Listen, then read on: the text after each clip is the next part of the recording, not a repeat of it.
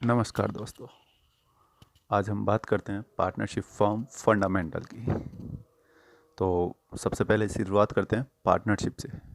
समझते हैं पार्टनरशिप क्या होती है।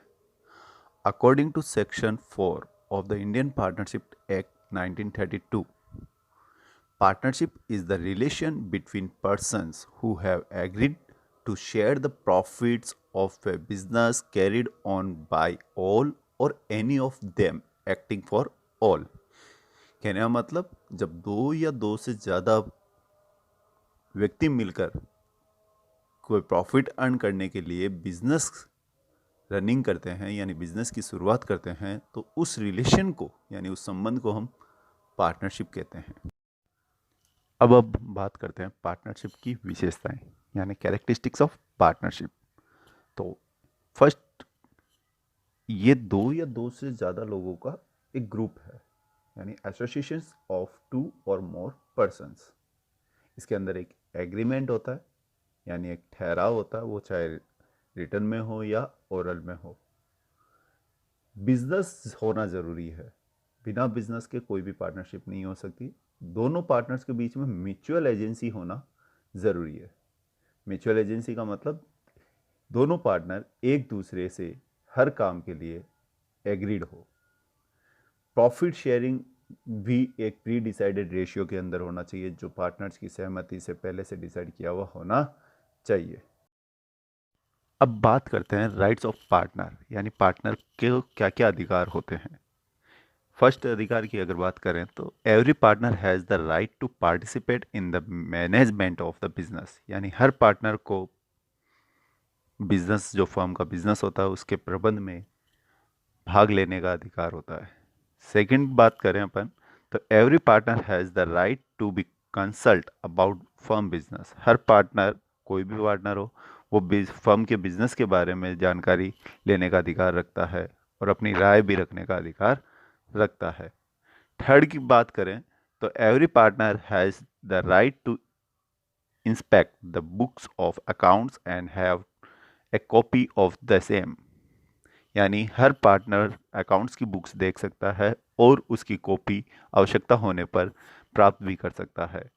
सब और चौथे पॉइंट्स की बात करें तो सभी पार्टनर्स को प्रॉफिट में से शेयर लेने का अधिकार होता है, जो उन्होंने पहले से डिसाइड कर रखा है। अगर पहले से डिसाइड नहीं होता है तो इक्वली सभी पार्टनर में प्रॉफिट को बांटा जाता है। फिफ्थ पॉइंट की बात करें तो अगर किसी पार्टनर ने फर्म में इन्वेस्ट कर रखा है और एज ए लोन वो इन्वेस्ट है कैपिटल की बजाय, तो उसे 6% नॉर्मली इंटरेस्ट रेट लेने का राइट्स होता है। 6% मिनिमम इंटरेस्ट रेट है, उससे ज़्यादा भी वो इंटरेस्ट लेने का राइट रख सकता है, लेकिन उसके लिए सभी पार्टनर्स को एग्रीड होना पड़ेगा।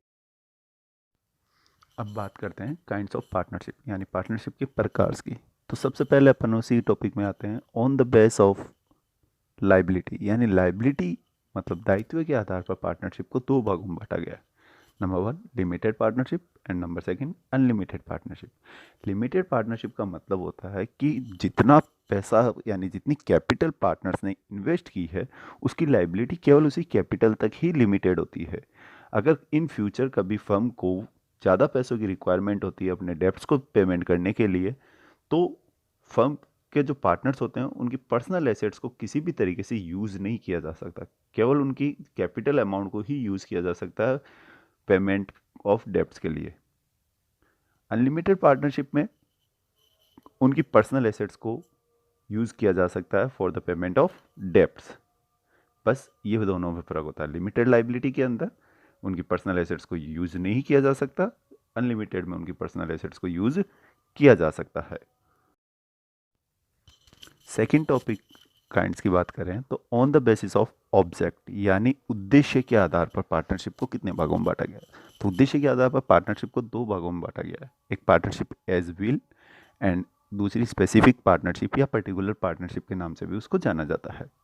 एज विल का मतलब हो गया कि इच्छा अनुसार, जब तक आप पार्टनर्स की इच्छा होती है तब तक बिजनेस को क्या किया जाता है, रनिंग में लिया जाता है। यानी कहने का मतलब पहले से किसी भी प्रकार का कोई टाइम डिसाइड नहीं होता कि बिजनेस को कब तक चलाया जाएगा, तो उस पार्टनरशिप को बोला जाता है partnership at will. Particular partnership में क्या होता है, पहले से टाइम और या कोई पर्पस पहले से डिसाइड होता है कि अपने को इस पर्पस के लिए पार्टनरशिप करनी है, और जैसे ही वो पर्पस कंप्लीट होता है तो पार्टनरशिप ऑटोमेटिकली एंड कर दी जाती है। तीसरे काइंड्स की बात करें तो on the basis of time, यानी टाइम के बेस पे होती है पार्टनरशिप। तो ये भी दो तरीके की होती है, fixed term partnership and non fixed term partnership. यानी ऐसी पार्टनरशिप जिसमें टाइम पहले से फिक्स किया हुआ होता है, लाइक डेट जैसे 6 महीने, साल भर, 5 महीने, इस तरीके से पहले से टाइम होता है कितने में टाइम तक अपन पार्टनरशिप करेंगे, तो उसे बोला जाता है fix term partnership.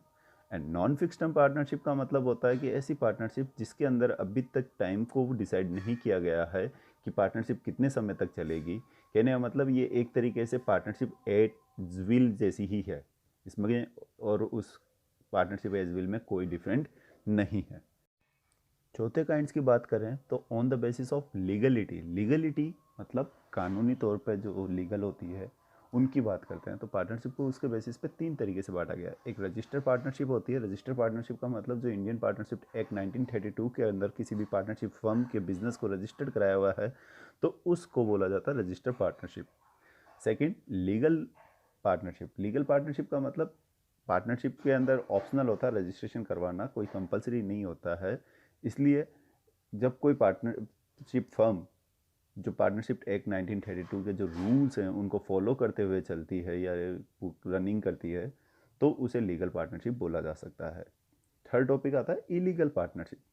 Illegal partnership का मीन्स है कि अगर कोई भी पार्टनरशिप फर्म कोई ऐसा वर्क करे जो कि उस देश के संविधान के अकॉर्डिंग, यानी according to constitution of country is illegal, तब वो इलीगल पार्टनरशिप मानी जाती है। नॉर्मली कभी भी कोई फर्म जब रजिस्टर होती है तो वो इलीगल नहीं होती है, लेकिन कुछ कंडीशंस, कुछ सिचुएशन ऐसी आ जाती है जिसमें पार्टनरशिप क्या हो जाती है, इलीगल बन जाती है। तो वो कंडीशंस कौन कौन सी होती है तो उनकी भी अपन डिस्कस करते हैं। तो जैसे कि फर्स्ट नंबर दे रखा है मैंने, जब पार्टनर्स की जो मिनिमम जो नंबर ऑफ पार्टनर्स होते हैं वो 2 होते हैं and maximum number of partners जो होते हैं वो 50 होते हैं। और according to company act 2013 the maximum number of partners may be extend to 100। Minimum partner 2 है और मैक्सिमम पार्टनर नॉर्मली 50 होते हैं। पार्टनरशिप फर्म के जो कंपनी एक्ट 2013 एप्लीकेबल किया जाए तो नंबर ऑफ मैक्सिमम पार्टनर्स को 100 तक बढ़ाया जा सकता है। अगर इनसे भी ज़्यादा पार्टनर हो जाते हैं तो वो पार्टनरशिप इलीगल मानी जाएगी।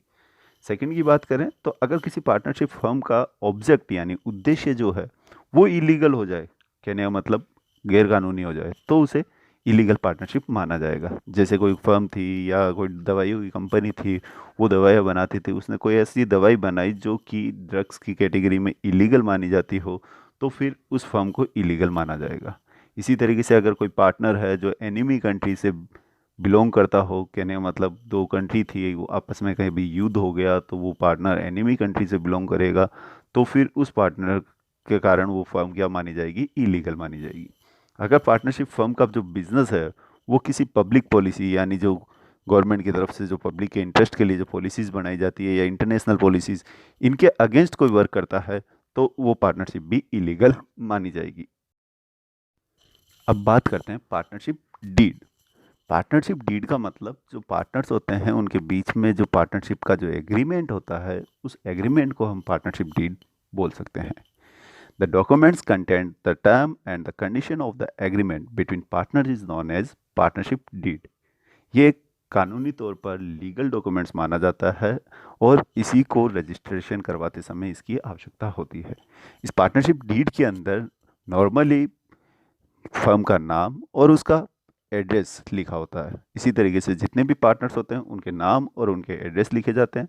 पार्टनरशिप फर्म का बिजनेस कब स्टार्ट किया जा रहा है उसकी डेट लिखी जाती है, कितने रुपए एज ए कैपिटल सभी पार्टनर इन्वेस्ट कर रहे हैं उसके बारे में यहाँ इन्फॉर्मेशन दी जाती है, और वो अपना प्रॉफिट किस तरीके से बांटेंगे, किस रेशियो में बांटेंगे, उसकी भी इंफॉर्मेशन यहाँ पर लिखी जाती है। इनके अलावा बहुत सारी और इन्फॉर्मेशन भी लिखी जाती है, मैंने मेन इन्फॉर्मेशन आपको यहाँ प्रोवाइड की है।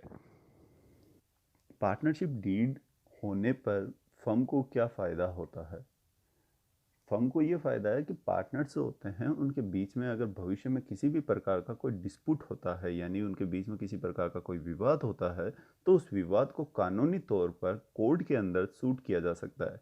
अर्थात कोर्ट के अंदर हम उस पर कानूनी कार्रवाई कर सकते हैं। अगर पार्टनरशिप डीड नहीं होगी तो किसी भी प्रकार की कानूनी कार्रवाई नहीं की जा सकती, क्योंकि जो एग्रीमेंट है उसमें जो शर्तें हैं वो सब इसी डीड में लिखी जाती है। अगर पार्टनरशिप डीड नहीं होती है तो क्या क्या रूल्स लागू होते हैं फर्म की अकाउंटिंग करते समय? तो जो प्रॉफिट और लॉस होता है उसको पार्टनर्स के बीच में हमेशा इक्वल ही बांटा जाएगा, यानी बराबर बांटा जाएगा। दो पार्टनर है तो दोनों में बराबर बांटा जाएगा, तीन है तो तीनों में बराबर बांटा जाएगा। और जो इंटरेस्ट, जो लोन के ऊपर जो इंटरेस्ट दिया जाएगा वो 6% पर एनम के हिसाब से दिया जाएगा, क्योंकि पार्टनरशिप डीड नहीं है तो पहले से पता नहीं है कितना परसेंट इंटरेस्ट देना है, तो बाय डिफॉल्ट जो होता है वो 6% इंटरेस्ट होता है। इसी तरीके से इंटरेस्ट ऑन ड्राइंग हुआ या इंटरेस्ट ऑन कैपिटल हुआ, वो नहीं दिया जाएगा किसी भी पार्टनर को, ना पार्टनर से लिया जाएगा। और जो उस पार्टनर की सैलरी, कमीशन, रेमुनेशन, ऐसे एक्सेट्रा जो भी चीज़ें हैं, वो भी किसी भी पार्टनर को ये अधिकार नहीं होगा कि वो फर्म से ले सके, क्योंकि पार्टनरशिप डीड के अभाव में ये कोई भी अधिकार